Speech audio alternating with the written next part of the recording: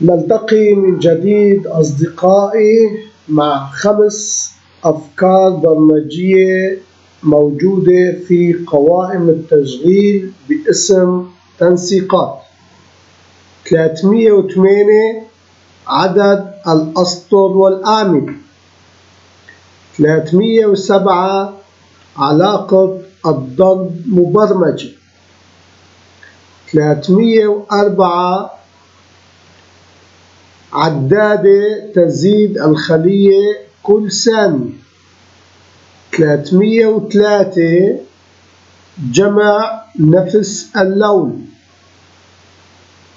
302 من الدالات المهمة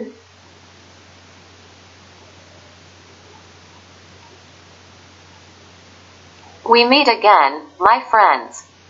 With 5 software ideas that are in playlists in the name of formats: 308 number of lines and columns, 307 multiplication relationship programmed, 304 cell increases every second, 303 collect the same color, 302 important functions. الفقرة الأولى عدد الأسطر والأعمدة. The first paragraph: 308 number of lines and columns. ما هو عدد الأعمدة الموجودة داخلي وما هو عدد الأسطر الموجود داخلي؟ هذه الأسطر البسيطة تعطينا هذه النتيجة. لنرى عند التنفيذ يقول لديك 65,536 سطر. تضغط موافق. لديك 256 عمود. هذه الفقرة الثانية 307 علاقة الضرب مبرمجة.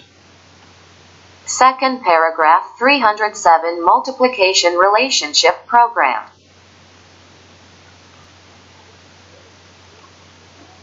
هذا الجدول يتم برمجة أن الخلية B2 و C2 يجب أن يكون لها أرقام، والبي هي عملية ناتج أو ضرب.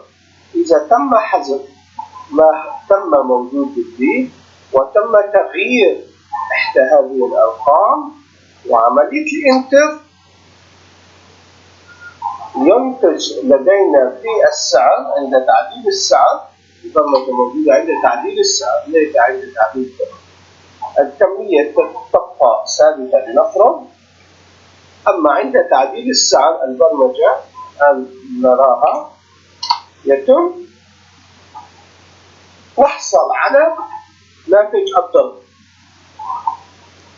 فإذا الآن 3 ضرب 5، إذا كتبنا 10 يبقى لدينا ناتج الضرب. خلية فارغة تم تسجيل فقط رقم 30.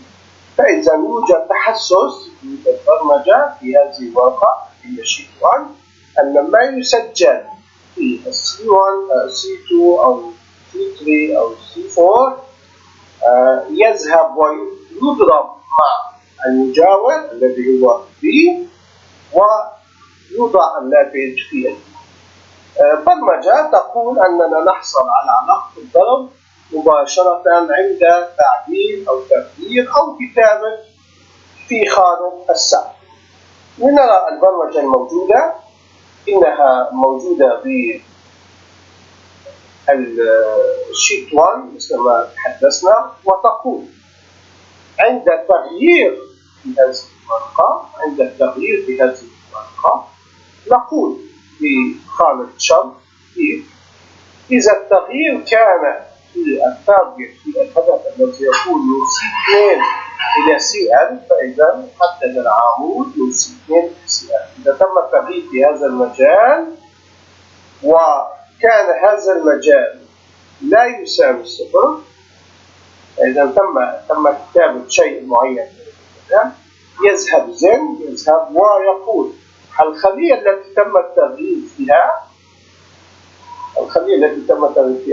الخانة الرابعة التي هي العمود الرابع يساوي التي سوف يسجل فيها تساوي الخلية أو الهدف، لكن في العمود الثاني هي كمية ضرب الخلية الهدف في العمود السادس. نحن الفقرة الثالثة 304 تزيد الخلية كل ثانية. Third paragraph 304 cell increases every second.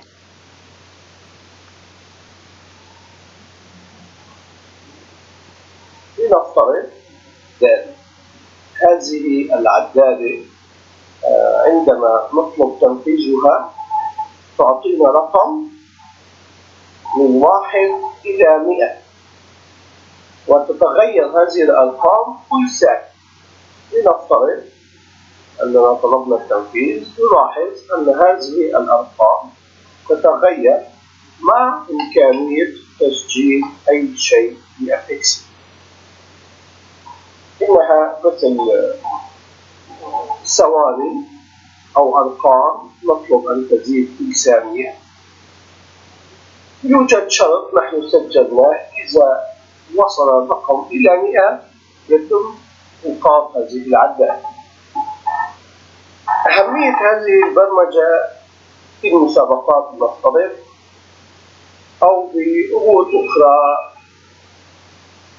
نحن نراها مناسبة.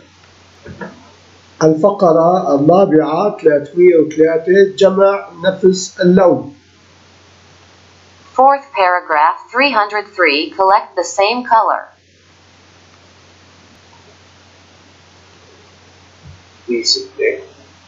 والمجال الثاني نأخذه هو مجموعة خلايا. ماذا نستفيد من هذه الدالة؟ هذه الدالة القسم الأول منها عندما حددنا B6 تذهب إلى B6 وتحفظ بذاكرتها لون خلفية B6. فإذا نحن مختارين اللون الأصفر الغامق. أما المجال الثاني هو مجموعة الخلايا التي سوف تذهب إليها خلية خلية عن طريق حلقة وتتأكد من الخلايا لها نفس لون الخلفية تجمع. فإذا هي خلية جمع، هي دالة جمع. هذه الدالة نفترض الآن نحن سوف نقوم بتحديث الدالة معينة أنية وكافية صادقة. عملية تحديث وريفريش للخلية تعطي النتيجة. ما تم كتابته في MDR. نذهب إلى البرمجة ونقول تم تسجيل فانكشن MDR وتم وضع المتغير الأول الذي هو لون الخلية التي نحن اخترناها هي B6، وثم مجال الخلايا التي سجلناها. بهذه الحالة المتغير الأول والمتغير الثاني، المتغير الأول يأخذ مجال خلية والمتغير الثاني يأخذ رقم.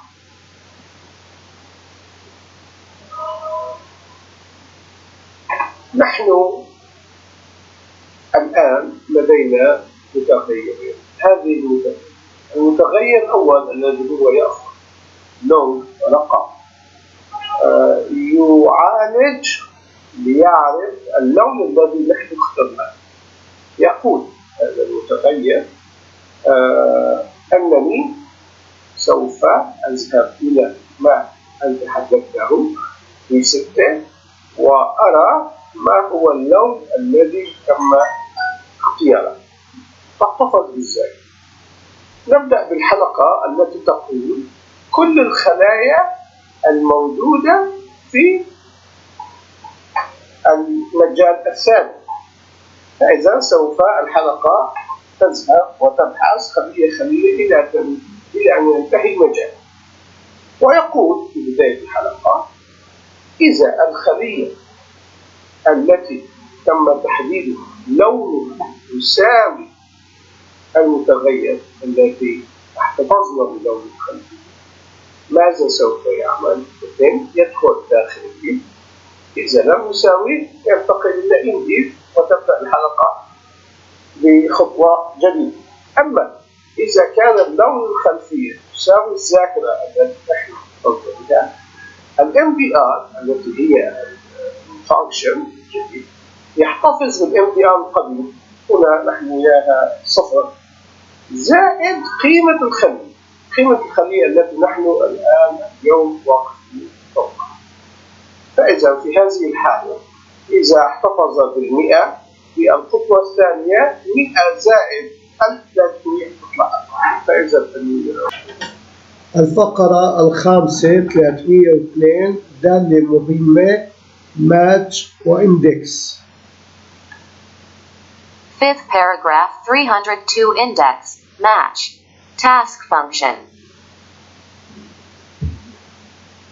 درسنا لليوم أيها الأصدقاء دالة إندكس، هذه الدالة المفيدة جدا التي تتعامل مع الجدول.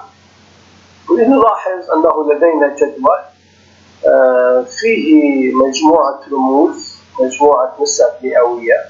إذا أردنا أن نعرف أن الطالب الثاني الموجود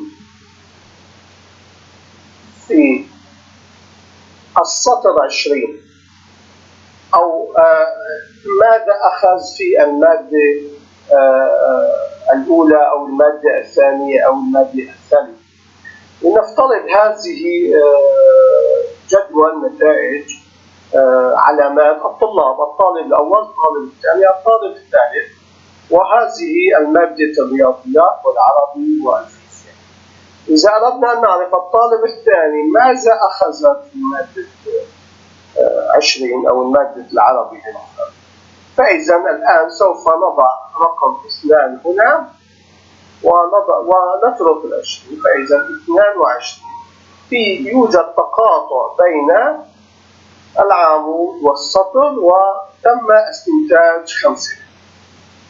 إذا أردنا أن نعرف الطالب الثالث ماذا أخذ في 20 أو ماذا أخذ في المادة التي افترضنا أن سميناها تاريخ، فإذا نسجل 30 هنا ونسجل رقم 3 هنا، نحصل أنه أخذ عن 1.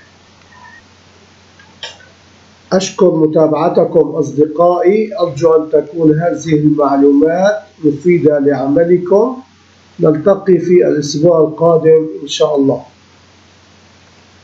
Thank you for following, my friends. I hope this information is useful for your work. We will meet next week, God willing.